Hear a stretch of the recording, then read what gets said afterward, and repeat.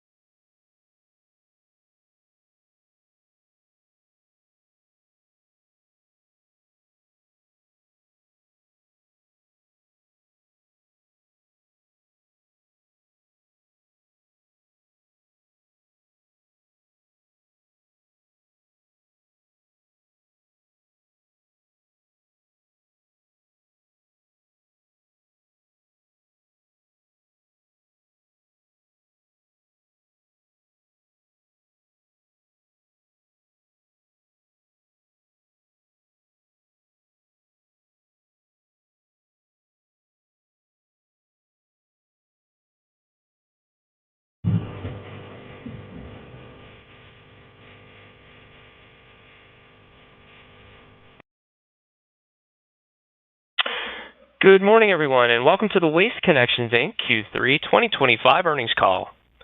All participants will be in a listen-only mode. Should you need assistance, please signal a conference specialist by pressing the star key followed by 0. After today's presentation, there will be an opportunity to ask questions. Please also note today's event is being recorded.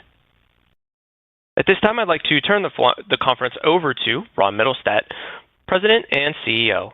Sir, please go ahead. Okay, thank you, Operator, and good morning.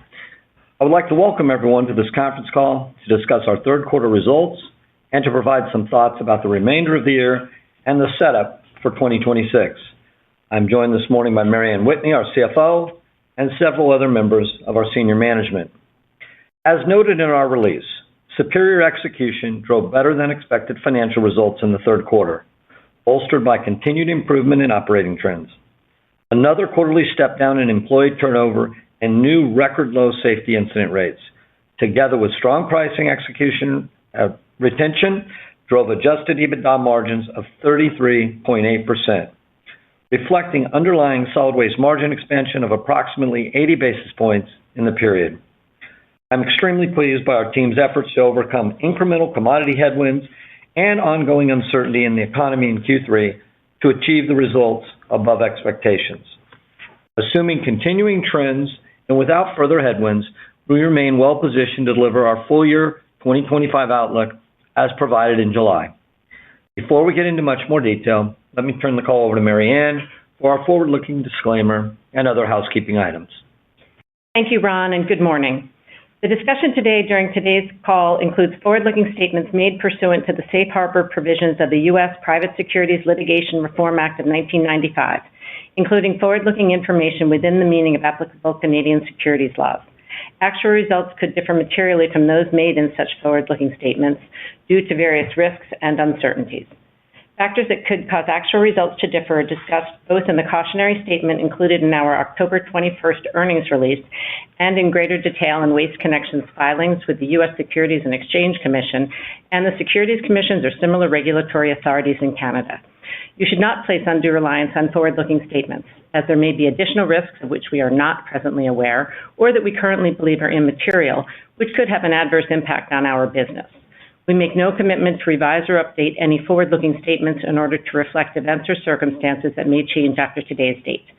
On the call, we will discuss non-GAAP measures such as adjusted EBITDA, adjusted net income attributable to Waste Connections on both a dollar basis and per diluted share, and adjusted free cash flow.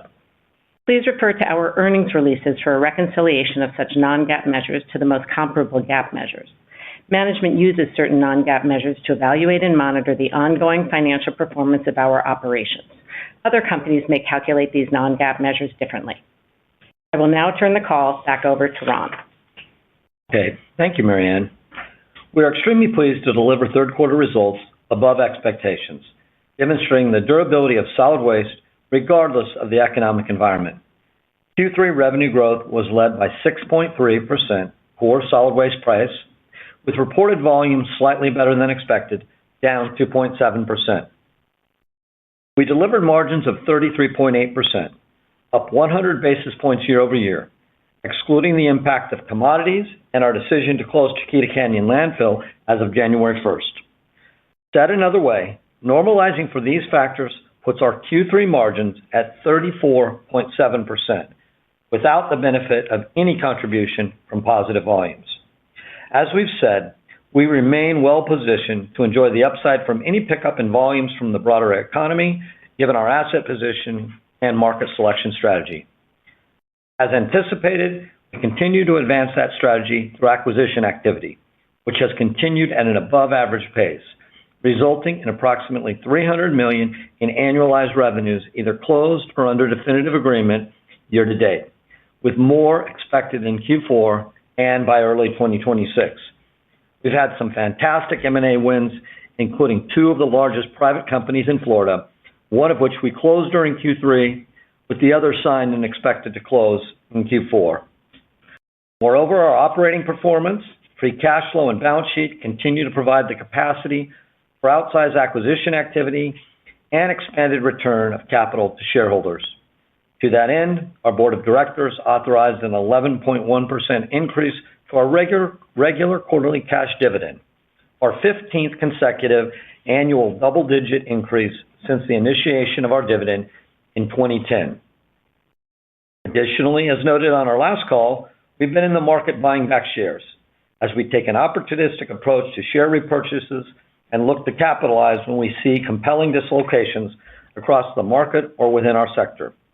To date, we bought back approximately 2.4 million shares, or almost 1% of shares outstanding, pursuant to our normal course issuer bid, which were renewed in August, providing for annual repurchases of up to 5% of shares outstanding.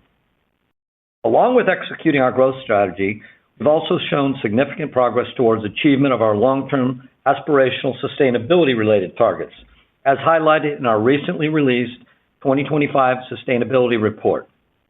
In fact, we've already achieved several of our initial targets, including emissions reductions, safety, performance, and recycling, and being well ahead of our expectations. And we continue to challenge ourselves for further progress as we demonstrate that sustainability is integral to our long-term value creation and part of our corporate culture. Most notably, with multi-year reductions of 19% in emissions, our results demonstrate the outsized growth is compatible with the achievement of our long-term aspirational ESG targets. This improvement also applies to employee engagement, where we've seen ongoing reductions during 2025 in voluntary turnover and safety-related metrics.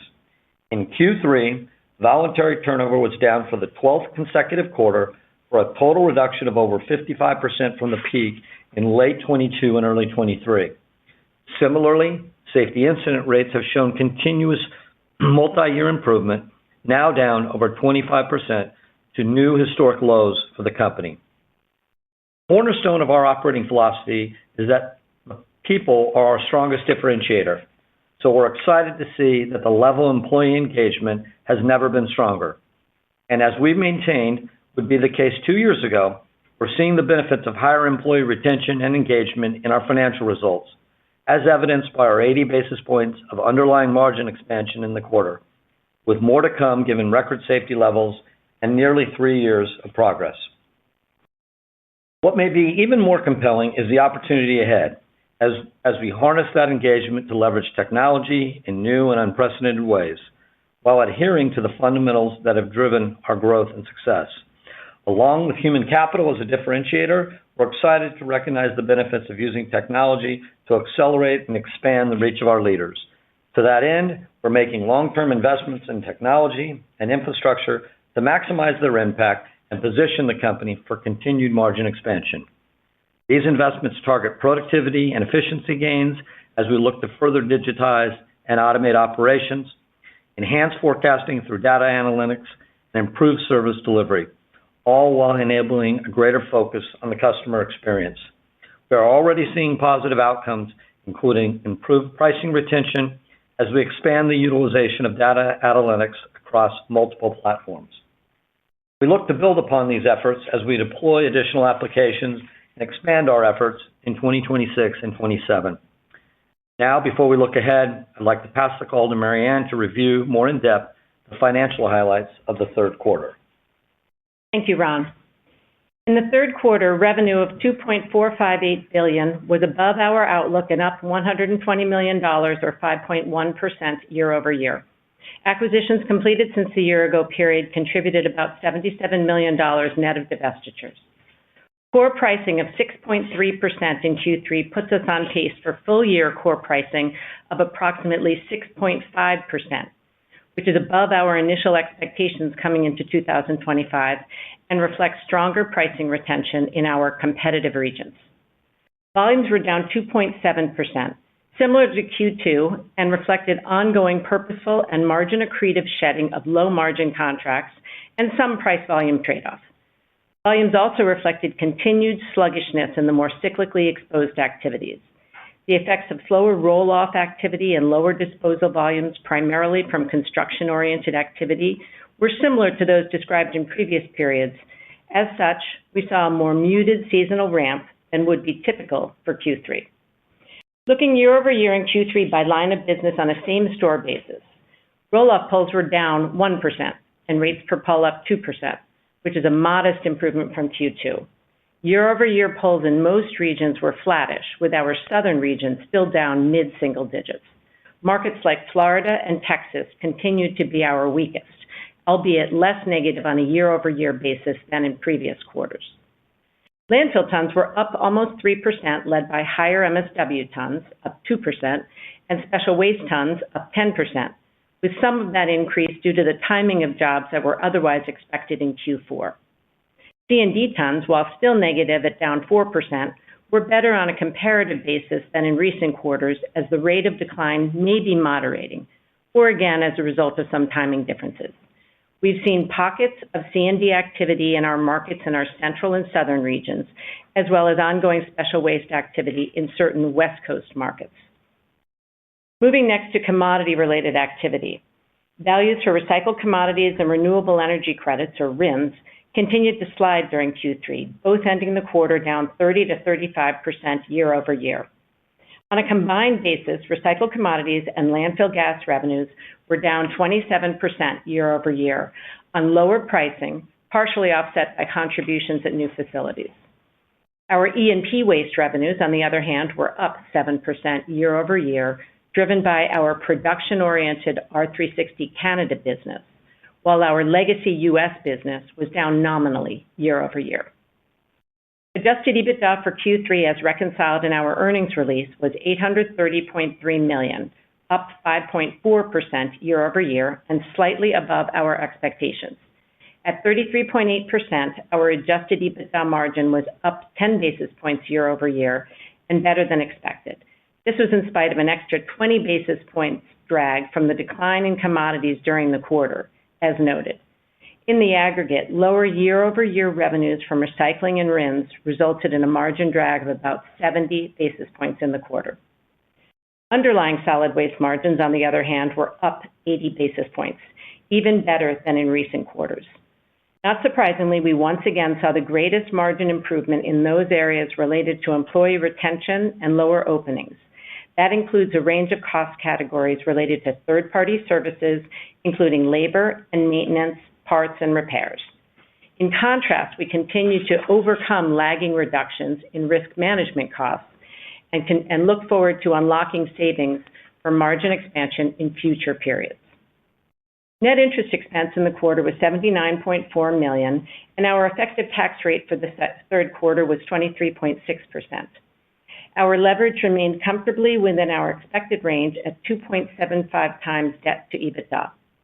And finally, year to date, we have delivered adjusted free cash flow of $1.084 billion on capital expenditures, up over $135 million year over year, providing visibility for full-year adjusted free cash flow in line with our outlook of $1.3 billion.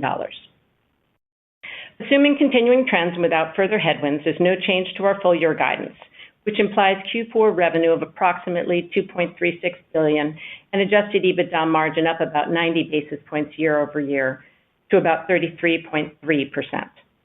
With that, I'll turn the call back over to Ron to provide some preliminary thoughts about 2026 before we head into Q&A. Thank you, Mary Ann. As we have described, we are pleased with our year-to-date results, which not only highlight the strength and resilience of our business, but provide momentum for next year. Although we do not provide our formal outlook for 2026 until February, we are able to provide a high-level framework, assuming no change in the current economic environment. On that basis, we should be positioned for the following: mid-single-digit revenue growth in 2026 from price-led organic growth in solid waste and approximately 1% revenue carryover from 2025 acquisition activity to date, partially offset by continued headwinds related to commodities.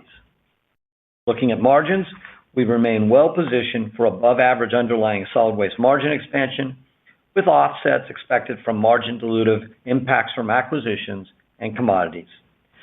These combined impacts suggest adjusted EBITDA margin expansion in what we would consider a normalized range. And depending on the timing of capital expenditures and other outlays, the conversion of adjusted EBITDA to adjusted free cash flow should improve relative to 2025.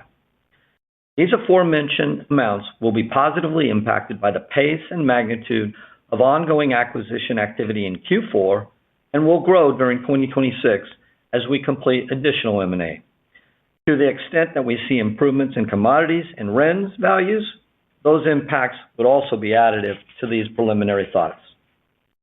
We look forward to having better visibility on the tone of the economy, including any government shutdown or tariff-related implications, when we provide our formal outlook in February. We're most grateful and extremely proud of the dedication of our over 25,000 employees and the local leadership teams responsible for the consistency of operational execution. We're excited to leverage their effectiveness and provide multi-year opportunities to accelerate growth through our investments in technology. We're also proud to welcome Jason Kraft, a long-tenured local, divisional, and regional Waste Connections leader, to the role of Chief Operating Officer during the quarter. Jason's strong operational background and business acumen make him an ideal addition to the senior leadership team. We will continue to focus on operational excellence and stay true to our culture, while also welcoming new and innovative ways to drive value creation, and as we say, win from within. We appreciate your time today. I will now turn this call over to the operator to open up the lines for your questions. Operator? Ladies and gentlemen, at this time, we'll begin that question and answer session. If you'd like to ask a question, please do so by pressing star and then 1 on your touch-tone telephones. If you are using a speakerphone, we do ask that you please pick up your handset before pressing the keys to ensure the best sound quality. To withdraw your questions, you may press star and 2. Once again, that is star and then 1 to join the question queue. Our first question today comes from Tyler Brown from Raymond James. Please go ahead with your question. Hey, good morning, guys. Can you hear me? Yes. Yeah, good morning, Tyler. We can hear you. Hey, morning. Hey, Mary Ann, just real quick on E&P. I think it was pretty strong. Maybe felt like something was helping there. Can you kind of talk about Q3 and then how we should think about run rating that business, maybe not only in Q4, but maybe even into next year? Sure. What I'd say is that as in Q2, we saw nice steady performance in our production-oriented piece of the business in spite of lower crude. And, we talked about a little bit of weakness in our legacy R360 business. What was different about Q3, what was incremental, was that there was a sequential increase in that Canadian business, primarily associated with a remediation job. And so if I were run rating it, I would back out that $10 million, which is what it accounted for. Okay, perfect. $10 million. Okay, got it.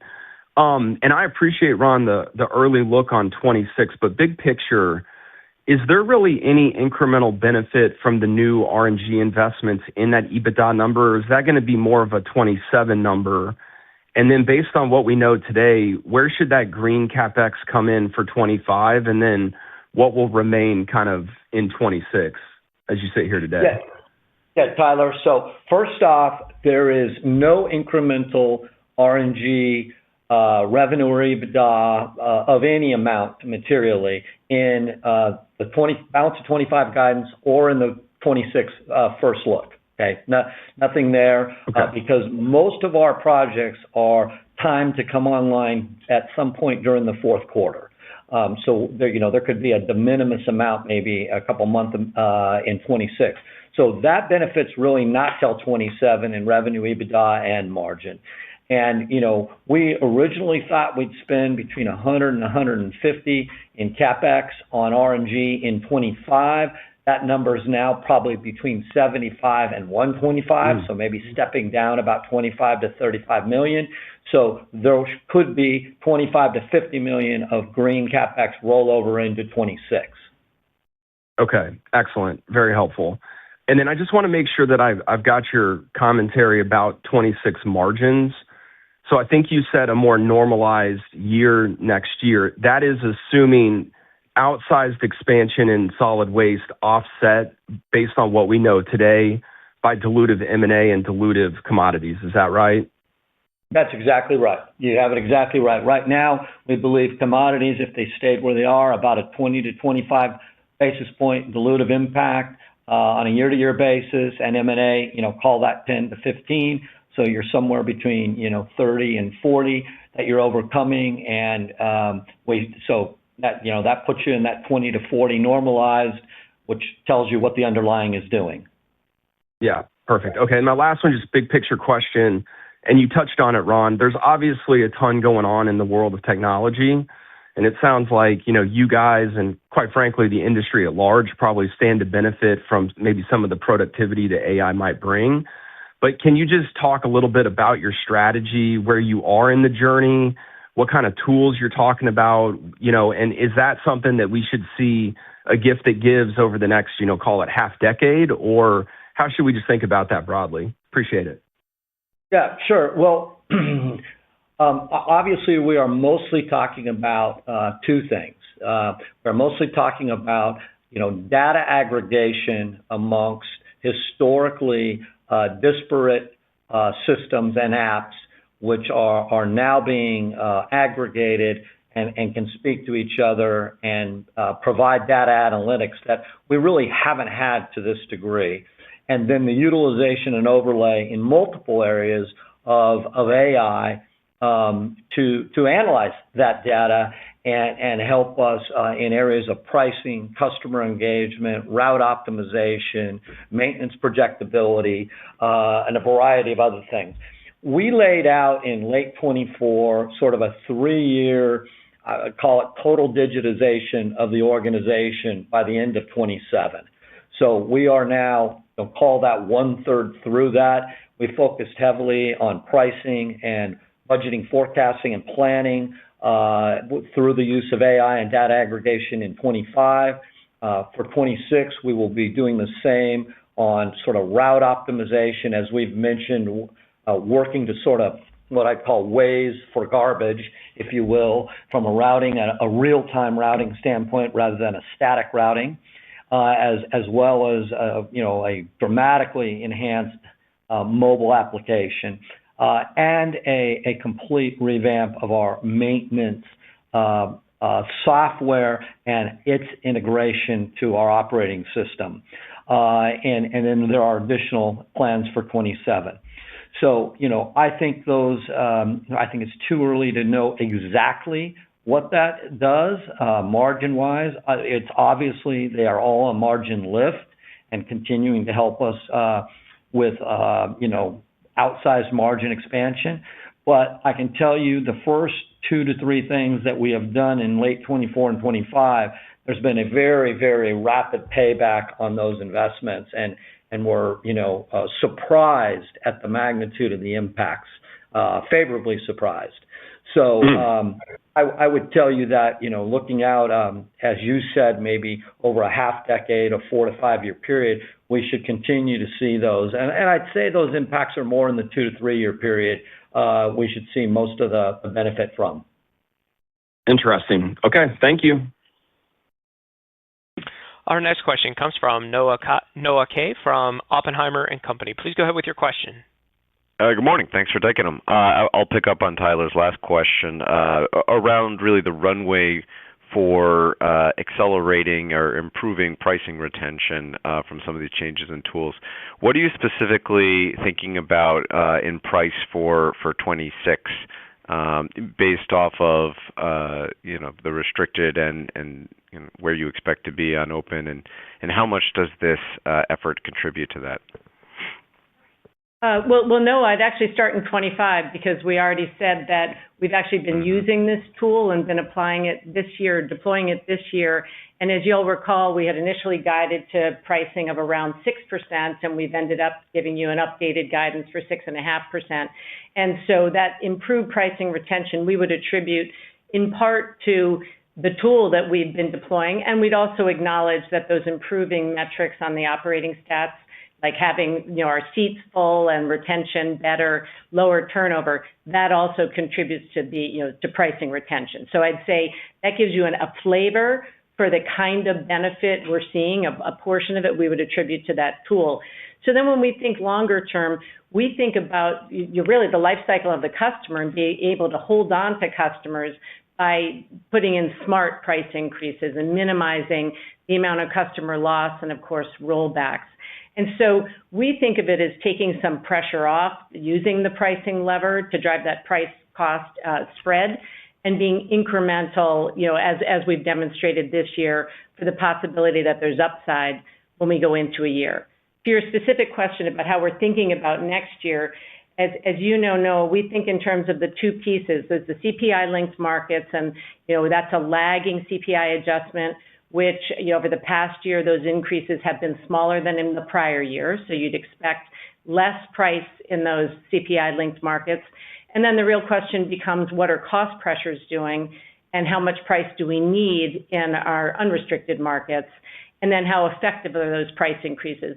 And so I think all of that could sort of inform you directionally that the expectation is needing less price in 26 than we did in 25. But of course, the particulars, the specifics of that we'll give when we give our guidance in February.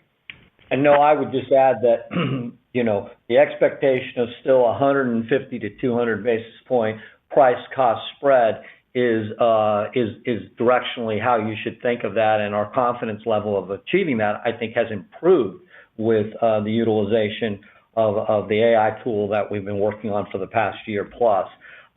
So, if we have a lower gross price and a higher net price with lower customer churn, we believe that can ultimately pull 50 to 100 basis points out of that reported volume number, meaning improving it, because right now we're getting a trade-off of probably, up to a point for up to about 100 to 150 basis points more that we're pushing price.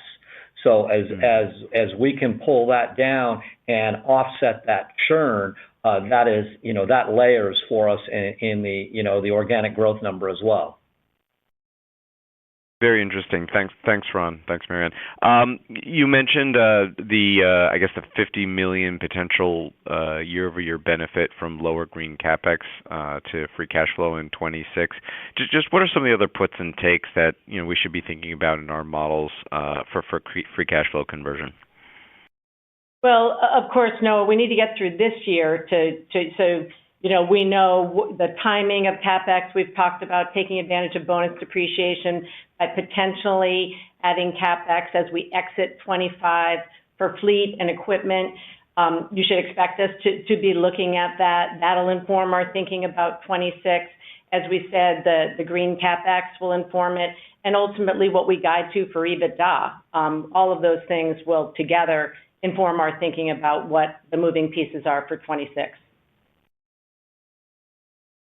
Okay, I'll leave it there. Thank you. Thanks. And our next question comes from Konark Gupta from Scotiabank. Please go ahead with your question. Good morning, and thanks for taking my questions. Just want to kind of follow on the last question about free cash flow. So I think one of the other moving parts, I think last couple of years at least, has been the Chiquita related outlays.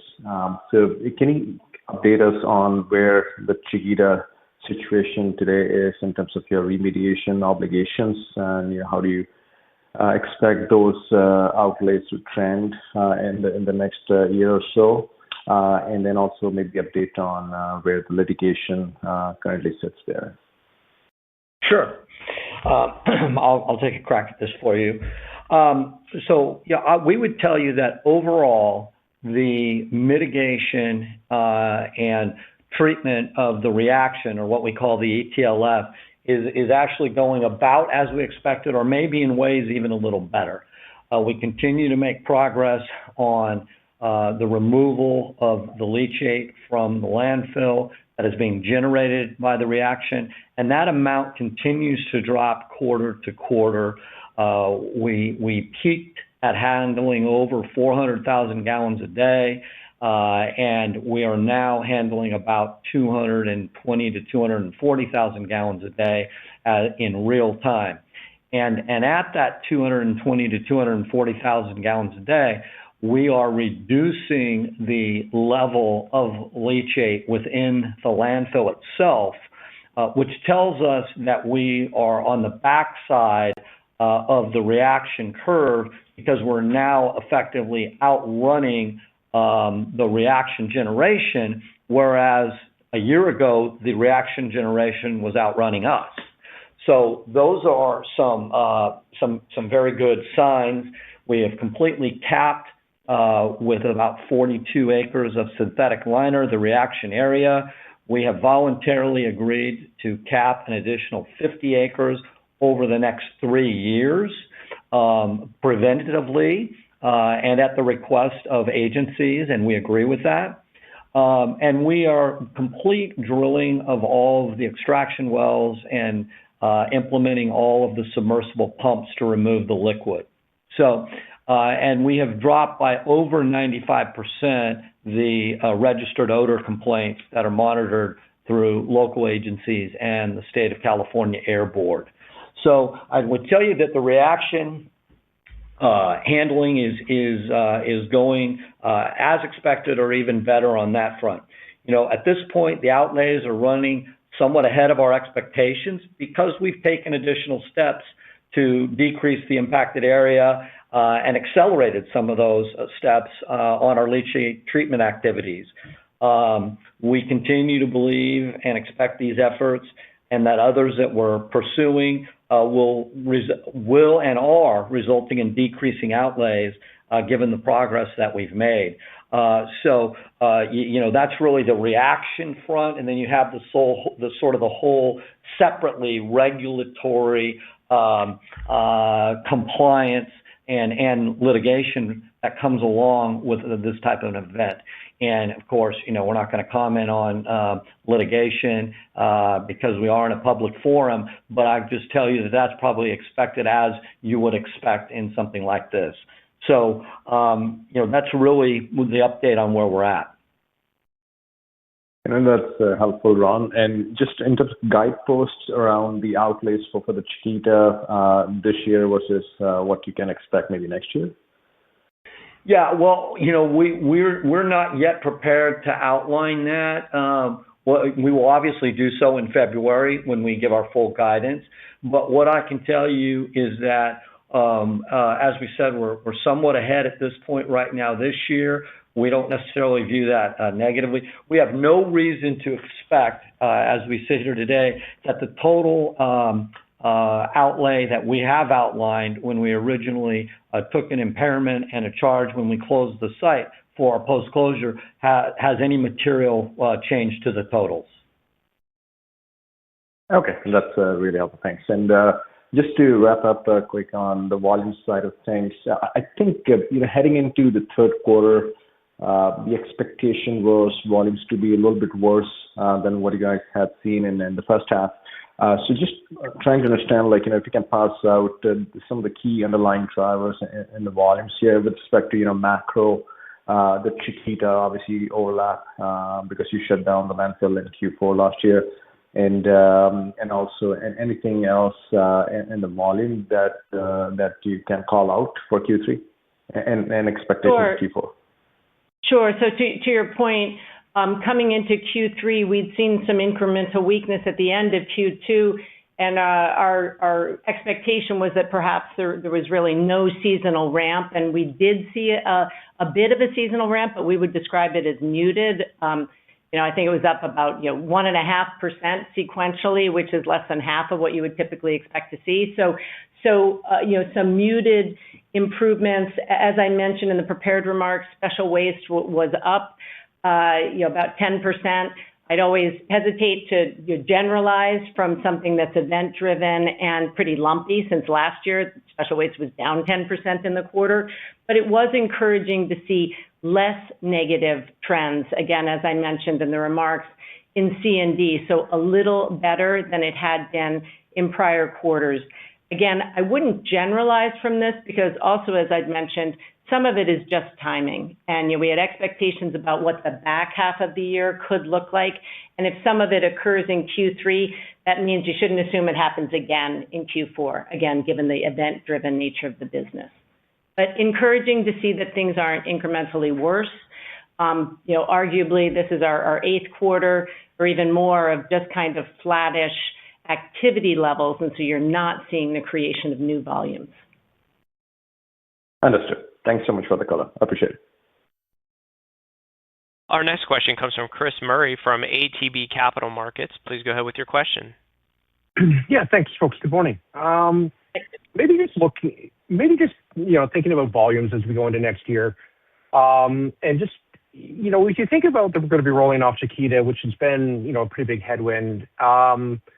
If I think about the kind of the revenue guide, kind of mid-single digits, with kind of call it 3% type inflation numbers, can you just really give us an idea how you're thinking about getting to that kind of mid-single digit number? And does that include any sort of expectation for any volume growth kind of in MSW year over year? Sure, Chris. So, of course, we're not giving guidance, and these were broad strokes, but, at a very high level, a way to think about it, since, as you know, we think in terms of price-led organic growth, and as I mentioned earlier, we think in terms of how much price we need and whether or not we're seeing incremental headwinds from inflation or we're seeing any easing.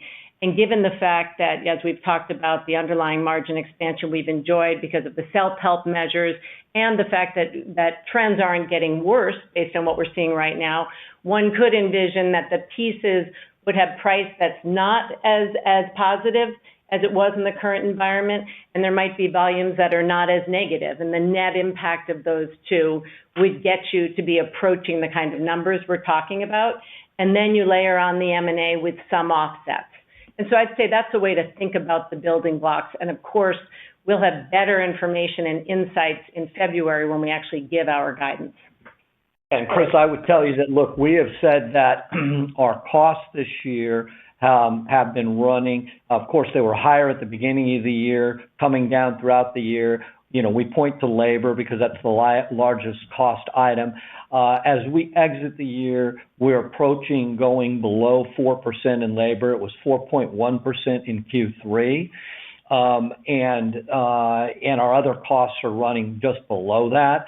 So, we believe that next year that labor number runs closer to the mid threes, maybe 3.5. So again, we've talked about maintaining the type of spread we've had this year in price.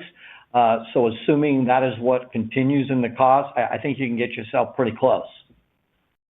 Yeah, no, that's helpful. Thank you. And then maybe taking like the giant kind of step and into 27, assuming that you kind of get the normal kind of inflection, at least the thinking has been as we've been bringing in these RNG investments, and thank you for the clarification. It's probably going to be a Q4 26 thing, but as we get into 27, I guess the expectation was always there'd be about $1 of EBITDA for every dollar you sort of put into the program. But if you just have any updates and any thoughts around how we should maybe frame that as we think about maybe those out years, that would be helpful. Sure. So, Chris, we've talked over the past couple of years about the fact that dollar of investment had grown and the fact that, we'd seen the cost creep and the delays on these projects, and, that has continued, and it's contributed to the expectations that those don't come online till late 26 or early 27. The other major factor, driving that equation is what RIN values are. And of course, that 1-for-1 was in an environment of, $2.50 to $3 RINs. And, if we're sitting at $2.25 and have been below that, that certainly alters our expectations. And you could see the 1-to-1 moving closer to 2-to-1, depending on what those ultimate values are. Okay, I'll leave it there. Thank you. Our next question comes from Kevin Chang from CIBC. Please go ahead with your question. Thanks. Thanks, and good morning, everybody. First of all, congratulations on the progress you're making on some of these safety metrics. I guess as you think about 2026, I'm wondering if you start seeing the benefits of less of a headwind, I guess, from the risk management inflation you're seeing in the 2025 results. And then I did notice Canada actually had at least you called out in Q3, risk management was actually a tailwind to your margin. Just wondering what's happening in Canada from a risk management cost perspective versus what you're seeing in the U.S. I think that was specifically related to a comeback on workers' comp. Episodically, we get a credit, and so that can cause some lumpiness quarter to quarter. All of our regions are seeing improvement in safety. And to your question about when we see the benefit of risk management costs, again, given the nature of the lagging nature and the fact that it's statistically driven or actuarially driven, and claim development periods impact or influence how long it takes to see. We'd always be cautious about putting too fine a point on it, but even in our overall program costs, I'm optimistic that there's some benefits in 26 versus 25.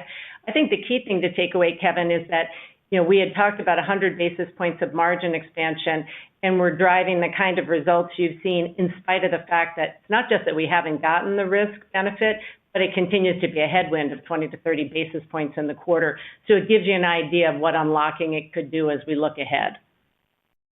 That's helpful. Maybe just on your Canada R360 opportunities, if I recall, you had some idled assets when you made the acquisition, I guess from Secure. Just given where energy prices are, just how do you view that optionality? I guess is that still something that you'd look to invest in to bring some of these facilities online, or do you need a higher energy price to make that work? Yeah, good recollection on that, Kevin.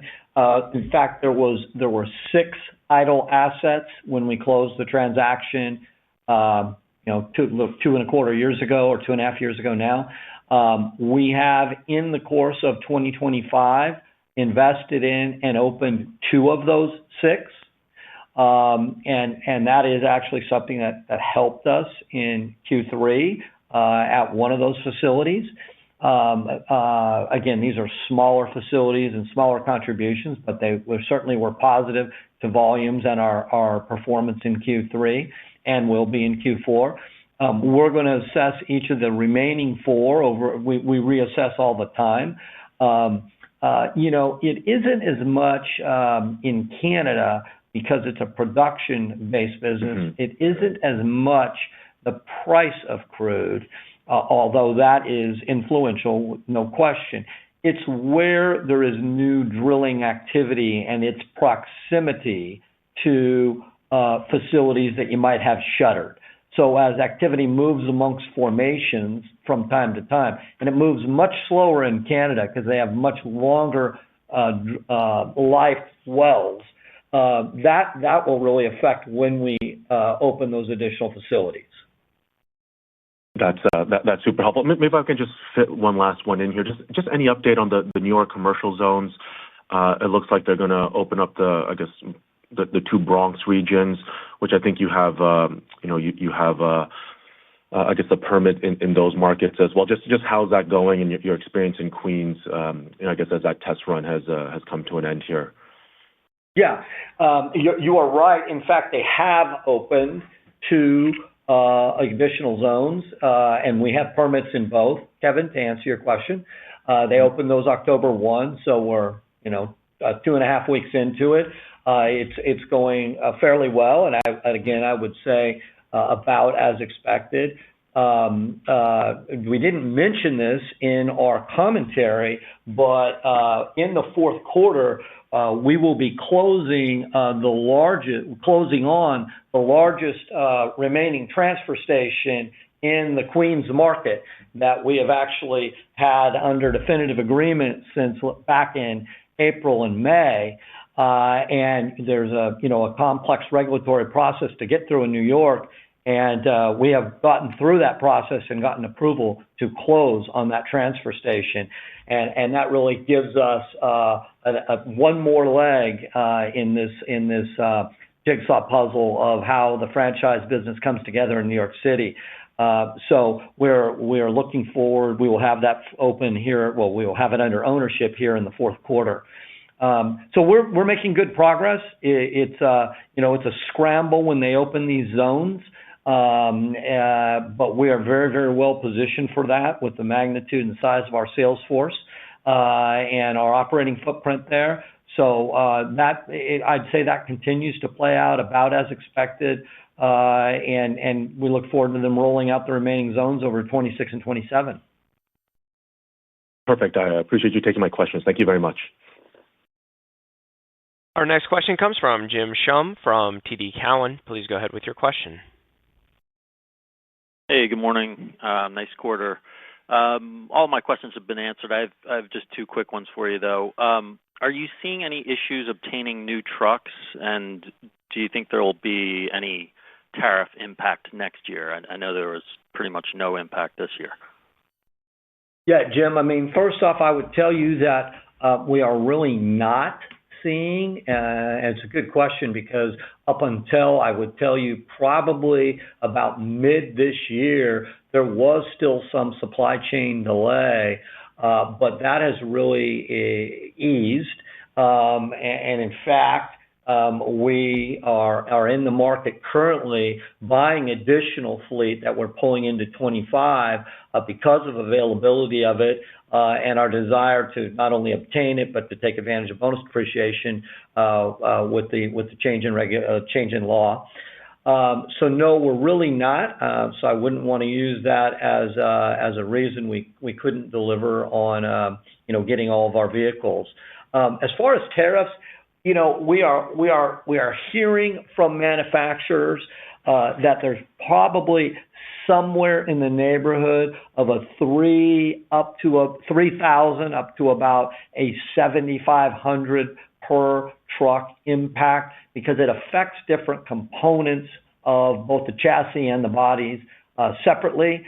So I would tell you that is relatively de minimis in the total scheme of things, but there is some very small impact at this point in time in 26 going forward from the manufacturers.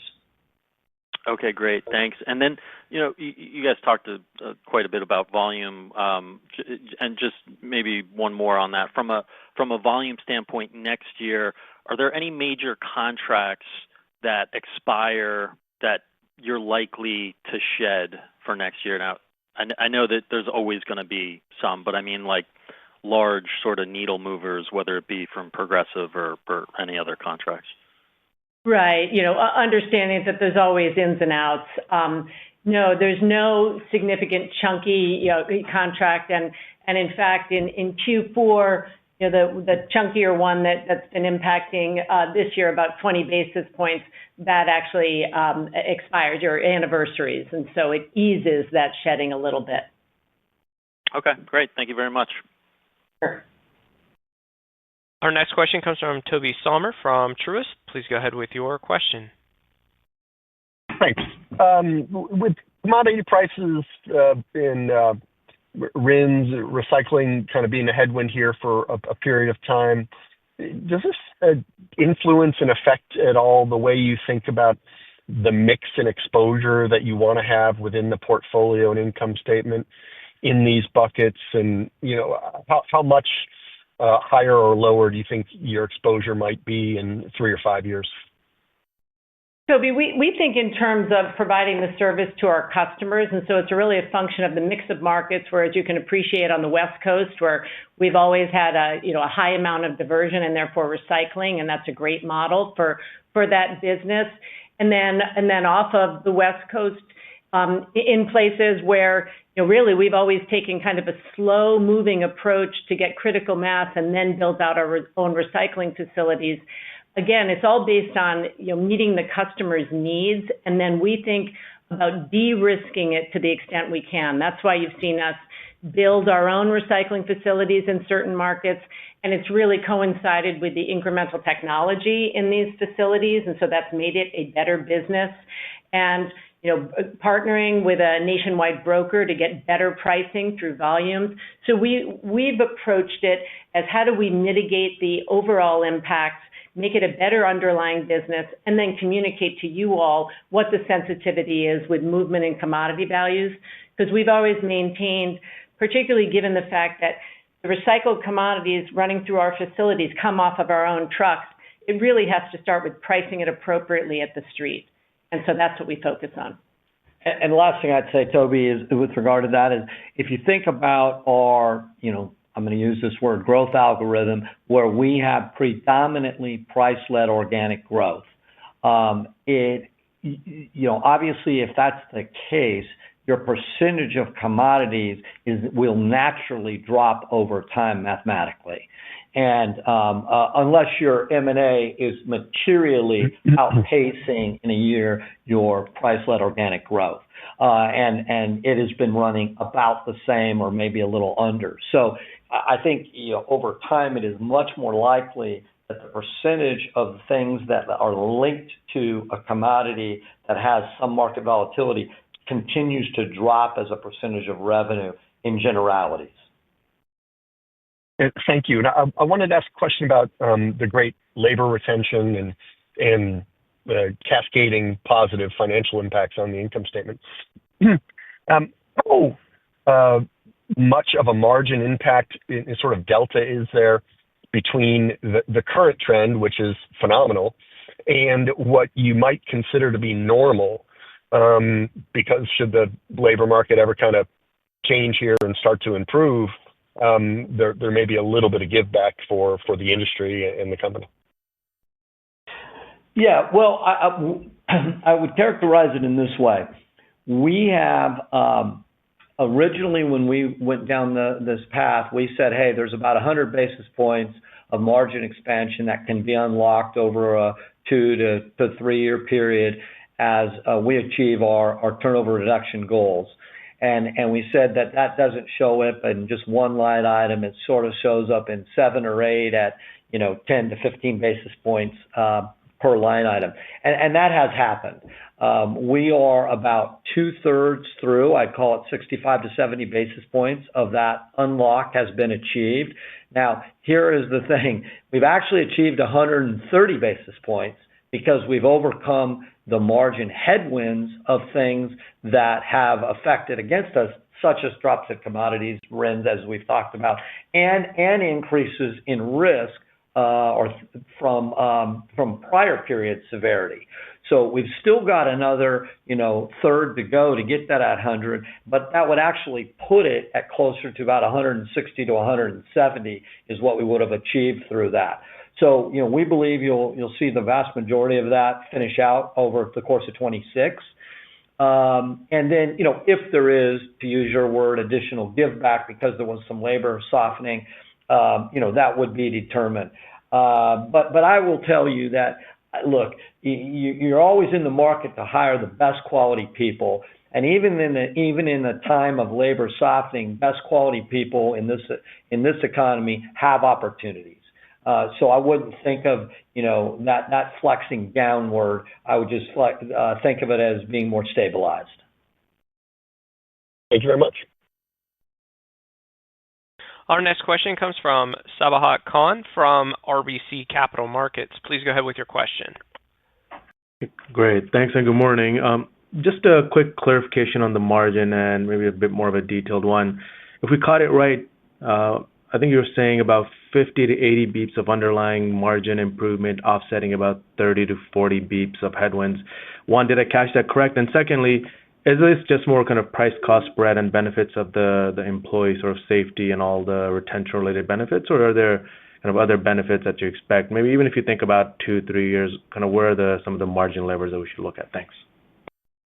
So just to make sure we're all saying the same thing, we think of normalized margin expansion in the 20 to 40 basis point range. So however you net to that number is the right way to think about being driven by that underlying solid waste margin expansion. You've seen us deliver underlying solid waste margin expansion for the past several quarters, and acknowledging that there are headwinds from commodities, which we said is, call it 20-ish, 25 basis points, and that acquisitions are dilutive and would be expected to continue to be, to the extent anyone's layering more deals. Of course, we wouldn't encourage that, but just need to be mindful of those dynamics. So I think we're all saying the same thing, but that would just be the clarification there. And again, in terms of what's driving the underlying margin expansion, again, we go into any year thinking of that price-cost spread and the opportunity to do better than that because of these self-help measures, whether it's on pricing retention or employee retention and the cost benefits associated with that, including those lagging benefits from risk. But any of the granularity on the drivers, we'll certainly look forward to talking about in February when we give our guidance.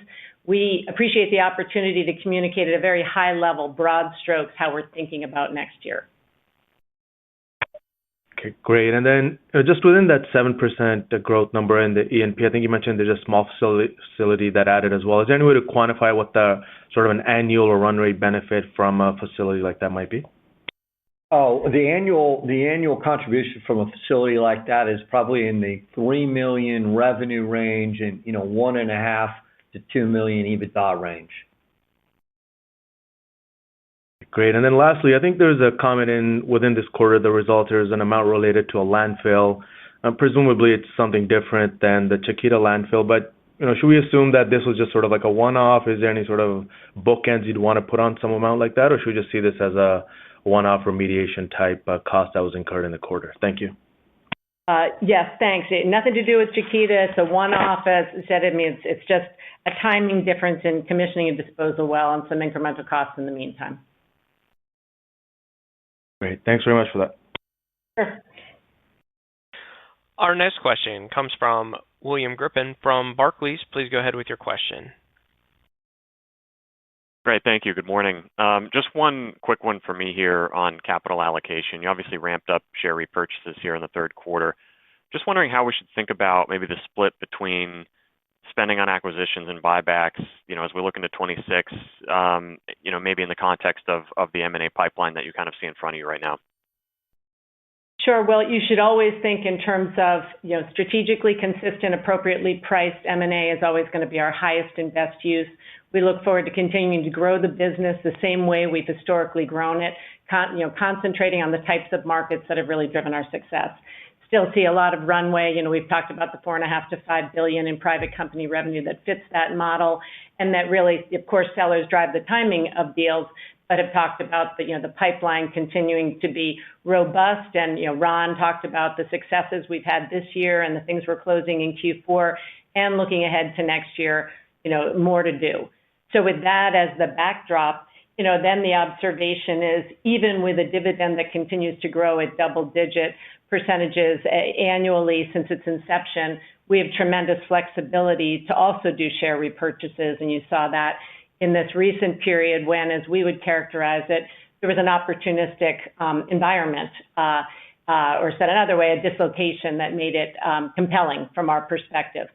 So that is the way to think about it. The fact that our leverage is 2.75 tells you we have tremendous flexibility to continue really doing all of the above, but always M&A, as I described, will be the first order of business. Got it. I appreciate the color. Thank you. Thank you. Our next question comes from Tami Zakaria from JP Morgan. Please go ahead with your question. Hi, good morning. Thank you so much, and thanks for all the color. I'll add one quick question here. Any thoughts on how much of a volume headwind we could see next year from some of the contract shedding you're doing willfully? And if you could remind us how much of a drag it's expected to be this year, that would be helpful. Sure, Tammy. As we've said, when we look at the 2.7 in negative volumes, about 70 basis points of that has been this intentional shedding. And I mentioned earlier, we know about a third of that it'll step down even in Q4 because of one contract we anniversary. And then going forward, it'll really be a function of, how much that continues to decline would be a function of any incremental shedding from acquisitions that we're currently doing or have done in the last year. And so given the fact that we've still been busy, there's certainly potential for pieces there, but I wouldn't expect it to get greater than what we've recently seen. I would expect those losses overall to be smaller than they have been in recent periods. I appreciate the time. Thank you. Our next question comes from Michael Doumet from National Bank. Please go ahead with your question. Hey, good morning, Ron. Good morning, Marianne. Just wanted to ask a question on the regional results. It looks like Canada and the southern U.S. are seeing some pretty solid margin expansion, while the other regions are flat to down year to date. I mean, is that reflective of where the recycling business is a little bit larger? Just wondering what is driving the differences in the margins in the regions. So typically the biggest drivers would be, yes, it would include recycling. To your point, our western region and our eastern region both have large recycling impacts. It also reflects acquisition activity because acquisitions are typically dilutive, and so you would certainly see that in any of those regions where we've closed deals. And the other thing I would say, Michael, is it also reflects when you ask the difference between regional margins, it also reflects the general tip fee, landfill tip fee that is built into the regional differences. So where you are in the Northeast and you're talking $80 to $120 tip fees, or the West where you're talking $60 to $120 tip fees, you're going to have suppressed EBITDA margins relative to the central part of the country and the South and Southeast, where you're experiencing $20 to $40 landfill tip fees. So some is just a structural difference. Gotcha. Thank you. And then I guess on the, if I remember correctly, on the Q1 conference call, I remember you indicating that there were a few chunkier deals in the pipeline, and it sounds like you've closed a few of them. But I was wondering if there were more ahead and how they were progressing, and just generally on how you view the M&A environment for 2026. Yeah. Well, I mean, yeah, you are correct, Mike. We have closed some of those deals. We closed a very nice size, a large company in South Florida in Q3. We have signed and will close in the next few weeks another nice company in Central Florida. So some of those were ones we were referring to. We were also referring to this large transfer station in New York that we have under definitive agreement since May. And as I mentioned earlier in a question asked, we will be closing that in this quarter as well. And there always, are deals of various sizes that are under, we're discussion and negotiation. I would characterize the M&A environment as continuing to be very strong, very robust. We've already done sort of, about 2 times a quote normalized year through 3 quarters, and we'll continue at a strong pace in Q4. So this is going to end up being a more than double average year. And we're not really seeing any material change to that in any way as we head into 26. I think, if and when, and hopefully soon, the economy turns as interest rates continue to pull down throughout 26, and private owners get a little more lift in their sales, that helps accelerate M&A activity. So the catalysts that drive things are not going they're going the right direction, not the wrong direction. That's helpful color. Thanks, Ron. Yep. Our next question comes from Shlomo Rosenbaum from Stifel. Please go ahead with your question. Hi, and thank you very much. Ron, I just wanted to start asking you if you could flesh out a little bit more your discussion on pricing, that you've gotten from technology, and it sounds like you've been kind of favorably surprised in where you can both price and kind of help you price, I guess, in a very pinpoint way so you're not impacting churn. Where do you think you are in terms of kind of rolling those learnings out across the organization? And in your efforts to kind of explore and analyze it, are you finding additional adjacencies with that technology and analytics that are kind of ongoing, where you're consistently finding some new areas where you feel like you can press additional buttons? Yeah. Well, first off, to answer your question, I think we're, only in the second inning of a 9-inning game as far as deployment. So very, very early in doing so. We have deployed this to about a seventh of our P&Ls so far, and that will grow to about, call it half to 75% throughout 26.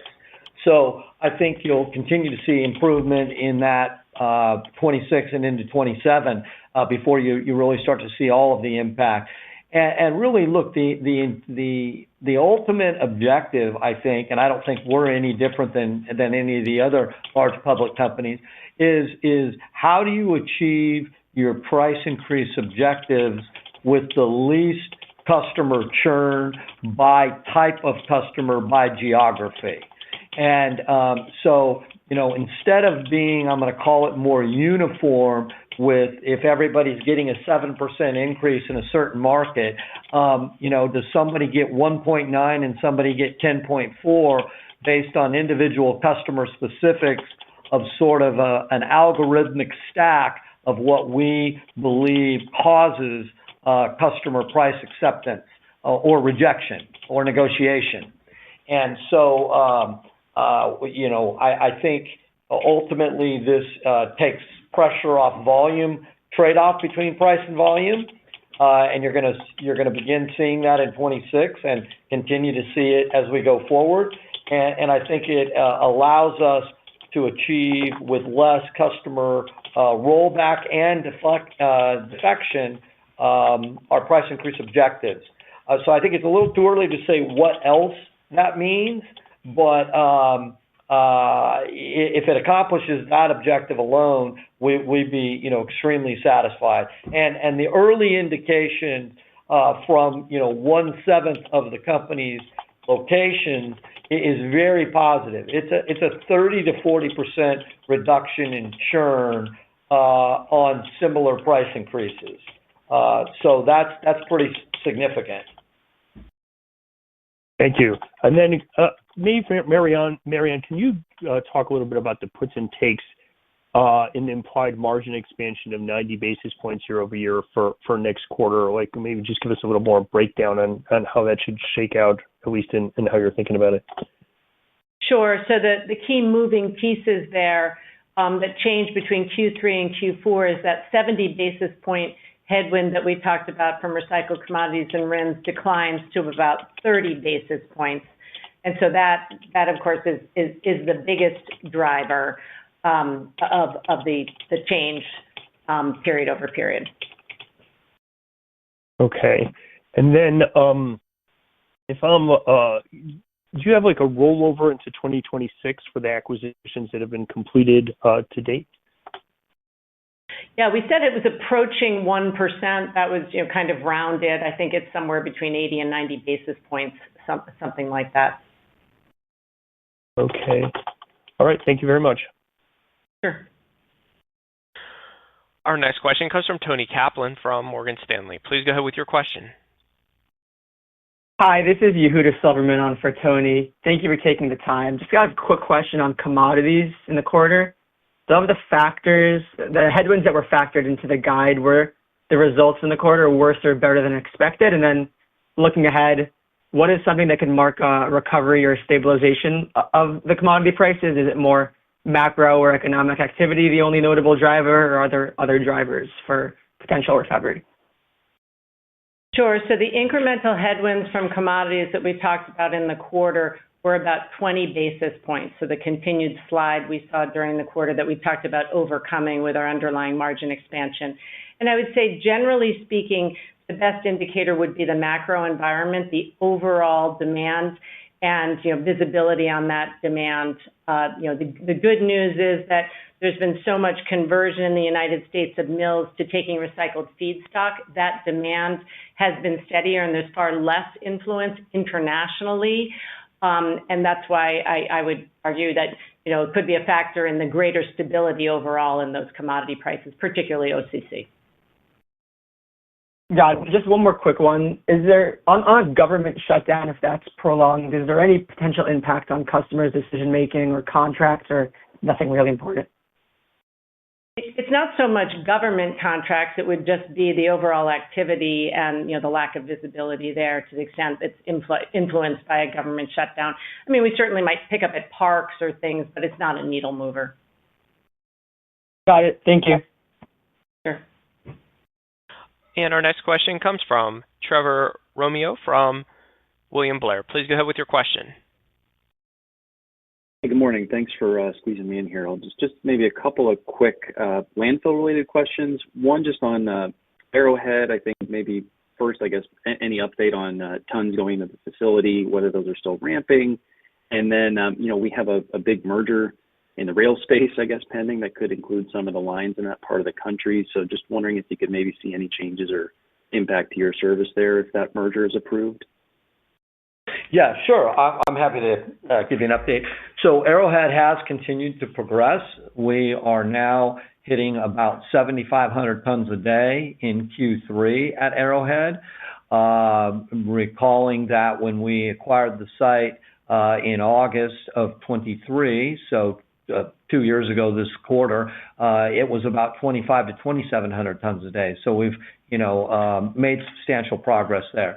I will also tell you that we have laid the foundation for incremental continued improvement in 26 and 27 in that we have built out incremental track at our landfill. When I say we have, actually Norfolk Southern has done it for us, of course, with our capital, and they've also done that at our Newark facility, loading facility outside of New York City.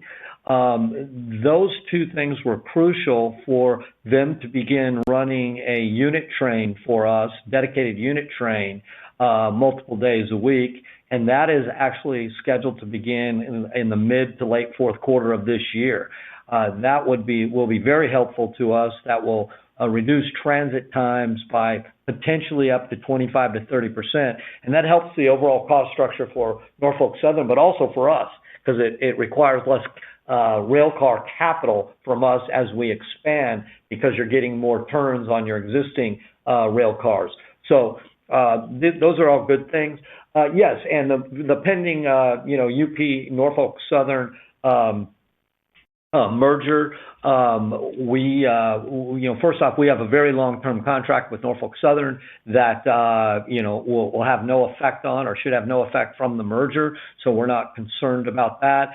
And the UP really does not pull in the lane segments that we are operating in, and Norfolk Southern is the predominant rail there. So we really expect no material impact from their proposed merger.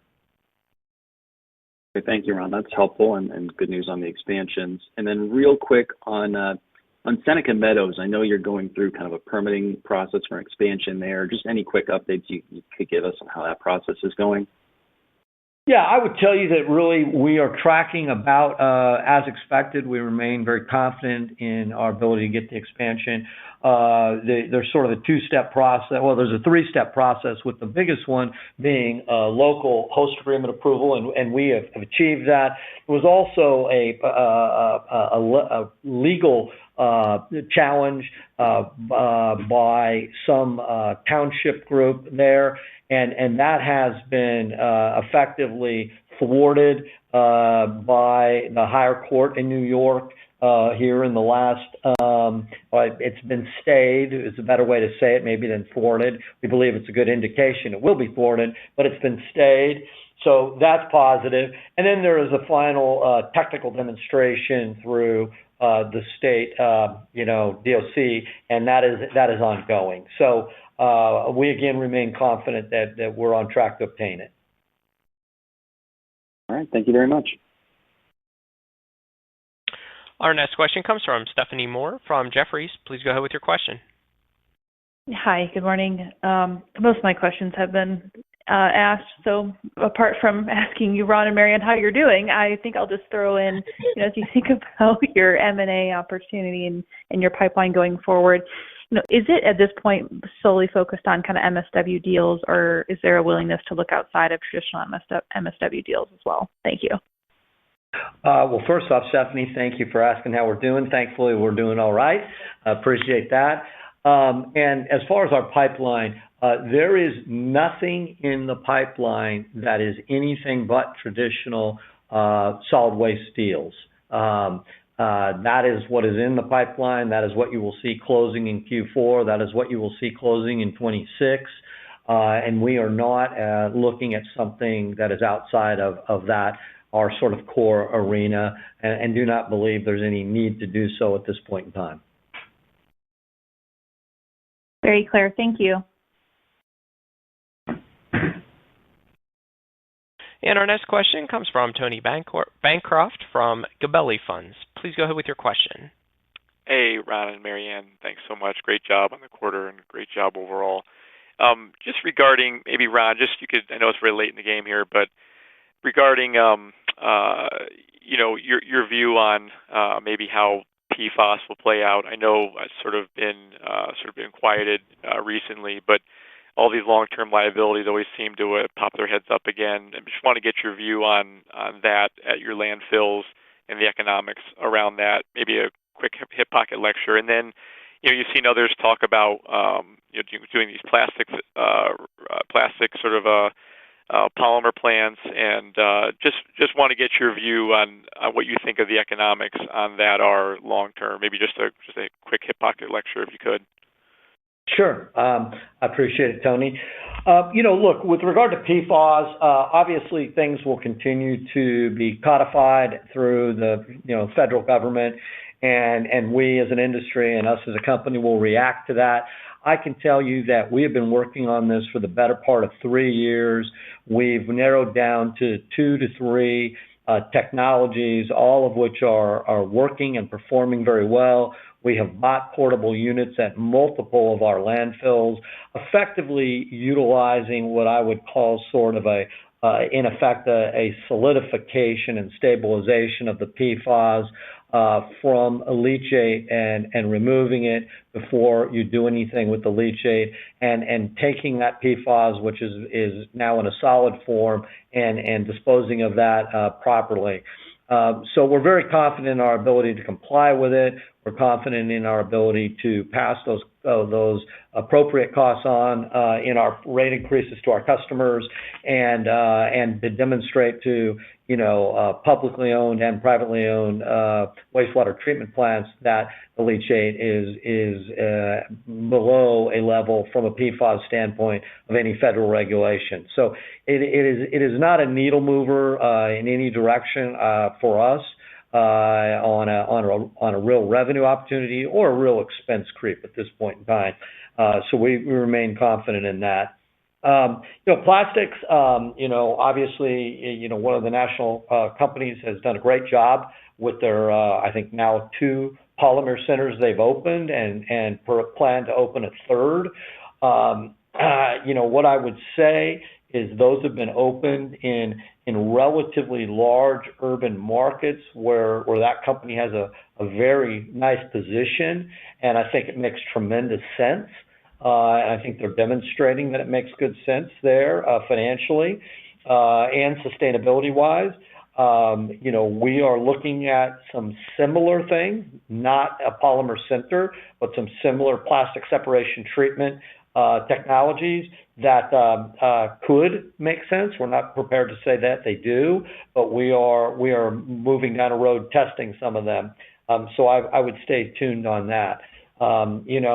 As you may know, right now plastics have been falling, and so but the demand and the EPR requirements that are moving on through certain of the states, you're going to need to address plastics. We as a company and us as an industry to help those states comply with their EPR legislation.